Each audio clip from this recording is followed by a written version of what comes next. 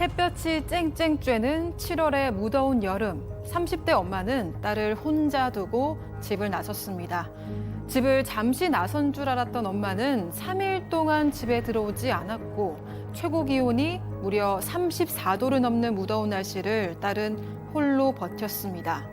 엄마가 딸에게 쥐어주고 간 건 과자 한 봉지와 빵, 그리고 주스 2개뿐.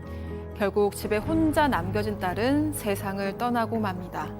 배고픔과 더위를 혼자 견뎌냈어야 했던 아이는 당시 고작 3살이었습니다. 이른 7시간이나 딸을 방치한 비정한 엄마는 대체 그 시간에 어디서 무엇을 했던 걸까요? 이게 지난해 발생했던 사건입니다. 정말 저희도 그때 한번 전해드렸었는데 너무너무 화가 났었어요, 그때. 그러니까 많은 분들이 여름 휴가를 7월 말, 8월 초 이렇게 많이 가시잖아요. 보통은 그때가 가장 더우니까 그러는 건데 그런데 이 엄마는 지난해 7월 21일부터 24일까지 1년 중 가장 무더운 시기에 3살 아이만 홀로 집에 두고 나간 겁니다. 이 아이 3일 넘게 혼자 집에 있다가 탈수 증세를 보였고요. 결국엔 숨졌습니다. 이렇게 아이가 방치된 건 이때가 처음이 아니었는데요. 이전엔 아이만 집에 두고 수돗물을 틀어놓고 외출을 했다가 이웃한테 항의를 받기도 했습니다. 어허. 자, 3살입니다. 3살. 박 변호사님. 네. 77시간. 그러니까 이렇게 얘기하면은 좀 와닿지 않으실 텐데 3일 하고 5시간 더. 그렇죠. 72시간이 3일이니까요. 예. 말이 안 되죠, 사실은. 3살짜리를. 저는 10살짜리, 12살짜리도 77시간을 방치하기는 견딜 수가 없다고 보는데 3살 혼자서 어떻게 뭘 할 수 있는 나이가 아니에요. 그것도 아주 무더운 날. 아주 더운 날. 아마 1시간 정도도 사실 혼자 두기 어려운 시간 또 장소가 아닌가 생각이 드는데 77시간, 3일 이상을 방치를 했고요. 엄마가 3일 이상 방치한 후에 돌아와서 한 말은 아이가 숨쉬지 않는다라고 119에 전화를 했고요. 외출해 보니까 그냥 숨져 있었다라고 그냥 얘기를 했어요. 그때 당시에 음식 자체는 과자 한 봉지하고 빵, 주스 2개 정도인데 결국은 물과 음식을 전혀 먹지 못하고 심한 탈수증, 기아 등으로 숨진 것으로 확인이 됐습니다. 자, 과자 한 봉지 그리고 빵, 주스 2개만 놓고 엄마 갔다 올게 하면서 3일 하고 5시간을 아이 13살짜리 혼자를 뒀다. 교수님, 이건 일단 상식적이지 않으니까 사건이 된 것이고 사건 반장에서 지금 전해드리고 있는 것일 텐데 너무 상식 밖이에요, 이거는. 네, 너무나 상식 바뀌고 그때 온도가 지금 34도가 넘었다 그러거든요. 그러니까 이제 그 온도 속에서 1시간만 있어도 거의 혼절할 지경일 겁니다. 근데 이제 문이 닫혀 있고 먹을 걸 이렇게만 남겨놓고 갔으니 이 아이가 어떻게든 수분을 흡수하기 위한 노력을 했을 거 아니에요. 아무리 3살짜리라도. 그런데 지금 인천지검에서 있었던 결심 공판에서 나온 사실이 뭐냐면 아이가 물을 발견을 한 거예요, 집안에서. 어허. 2리터짜리 페트 생수병이 발견이 됐는데 문제는 그 병을 뜯었으면 어쩌면 생존했을 수도 있겠죠. 근데 예. 문제는 3살짜리이다 보니 생수병을 뜯지 못해서 마시지 못했다. 이런 이제 판결문의 내용이 있었습니다. 진짜 이 3살짜리 아이가 아무래도 악력이 좀 딸릴 테니까 그걸 뜯지를 못한 겁니다. 2리터짜리 그 페트병을. 참. 자, 그러면 여기서 체크 포인트 짚어보죠. 숨진 거 알면서도입니다. 자, 3일 뒤에, 그러니까 3일하고 5시간이 지나서 77시간 뒤에 엄마가 들어옵니다, 집에. 아이가 숨져 있는 것을 확인을 해요. 자, 그런데 놀라지 마십시오. 119에 신고한 것은 한참 뒤였어요. 네, 그렇습니다. 정말 믿어지지 않는데요. 7월 24일 날 집에를 들어갑니다. 그래서 아이가 심장이 멈춘 거를 확인을 합니다. 근데 다시 나가요. 다시 나가서 4일 있다 다시 옵니다. 그러니까 아이가 어떻게 되고 있었냐면 시신이 부패되기 시작했습니다. 그런데도 이 엄마 또 나갑니다. 그래서 어디 있었냐면 남자친구 집에 있습니다. 그러다가 8월 7일이 돼서 그때 이제 경찰에 신고를 했다고 합니다. 자, 제가 방금 소장님 말씀하셨지만 남자친구 남자친구 보러 갔어요. 남자친구를 보러. 자기 딸이 죽었는데 숨진 걸 확인을 하고 이게 뭐 하는 거예요, 지금 소장님 이게. 그러니까요. 그러니까 우리가 뭐 내가 딸이 사망할 수도 있어.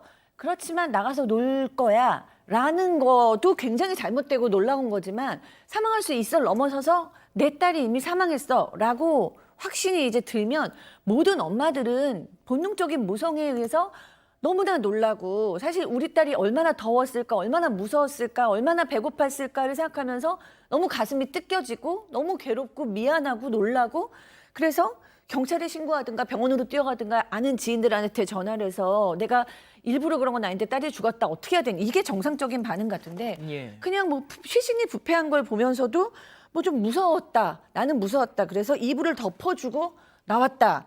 나중에 이제 남자친구랑 있다가 신고는 해야겠다 생각이 들어서 다시 갔다. 아, 저는 이 엄마가 너무나 이기적이다. 자기가 무서운 거, 자기가 두려운 거는 생각하면서 딸이 어떻게 그 지경이 됐는가에 대해서는 생각을 하지 않았다는 게 아, 정말 모성애가 있는 엄마인가라는 생각이 들고요. 남자친구는 이 여성의 범행에 대해서 몰랐다라고 얘기했다고 합니다.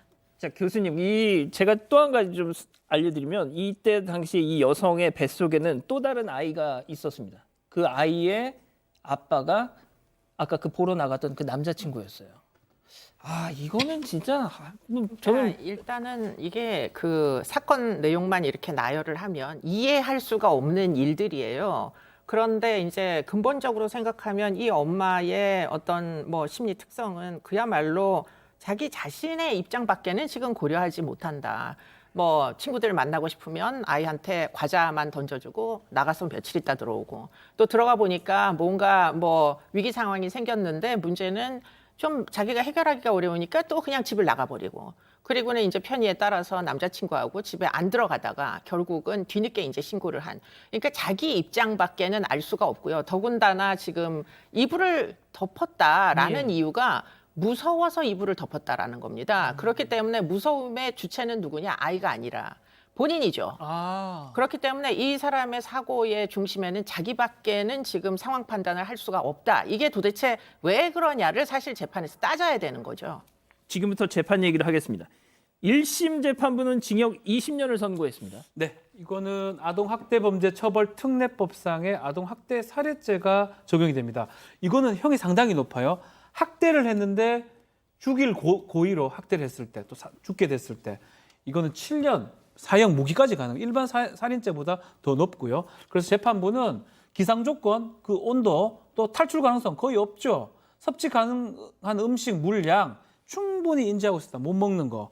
그럼에도 불구하고 사흘 이상 홀로 지내게 하는 거는 충분히 피해자 영아가 사망할 수 있다는 것을 예견할 수 있었다라고 해서 아동학대 살인을 인정해서 징역 20년을 선고를 했습니다. 자, 그런데 교수님, 항소심에서 형이 깎였습니다.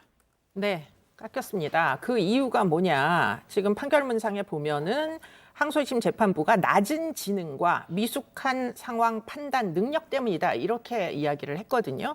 그런데 이제 보통 이렇게 기록에 남을 정도의 낮은 지능이라 하면 여기 숫자가 나와 있지 않지만 아마 IQ가 50 이하였을 거예요. 그런데 이 IQ가 50도 안 되는 사람들의 일반적인 어떤 판단 능력은 사실은 예를 들자면 집을 내가 나갈 때 3살짜리 아이가 혼자서 밥을 챙겨 먹을 수 없으니 무슨 일이 생길 수도 있을 것이다. 라는 식의 일종의 추론을 할 수 있어야 되잖아요. 예.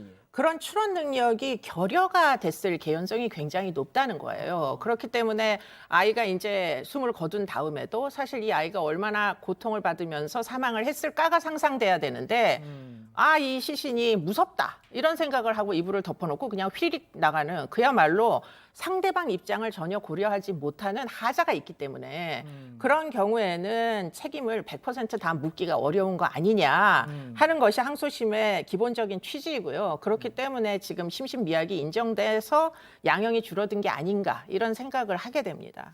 자, 박 변호사님, 네. 그런데 마지막으로요.